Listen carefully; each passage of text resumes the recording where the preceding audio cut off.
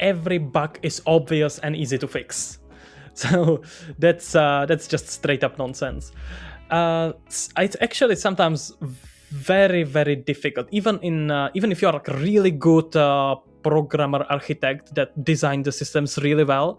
Sometimes the bugs come from unexplainable places where they just don't make sense and you just can't understand it, even though you very often run into like a core engine issues or even below engine issues that just don't make sense, but they create a certain bug, and that's nothing you can kind of guess. There is no way for you to logically, based on how the system works, understand why this bug is created this way. Usually there is, but it's not uncommon that it just happens, literally a hardware issue. Yep. But I would also say that now with vibe coding AI tools, it's gonna be easier and easier to fix bugs, and it's gonna be more and more automated as well. So we don't know how easy it will be or how hard it will be, but I think that probably at least 80% of bugs will be solvable with just much less time than now and much faster.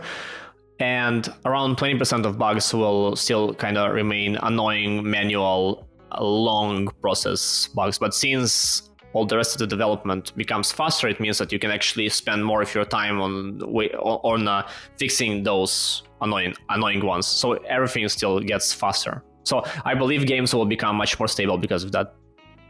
I agree. I would add here one point that may not be intuitive. When we say vibe coding or AI agents helping here, I don't think it's just the fact that you have a LLM that goes through all your code and sees, okay, this is a clearly null pointer or this is some issue and I will fix that.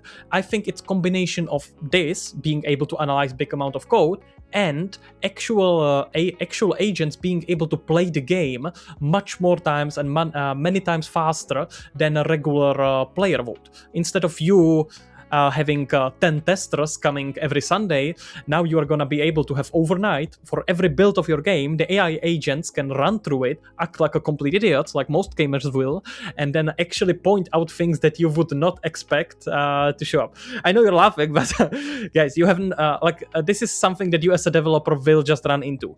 I'm saying idiots as a joke, obviously. I don't think every gamer is an idiot.